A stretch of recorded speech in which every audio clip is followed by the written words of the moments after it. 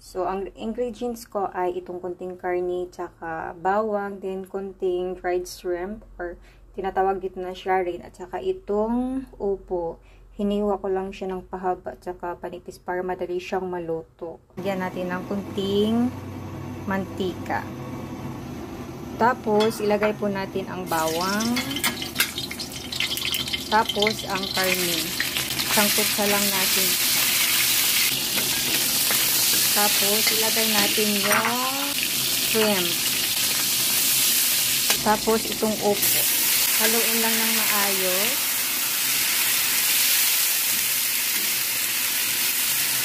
Tiplahan ko lang ng asin. Saka itong, tapos kunting tubig.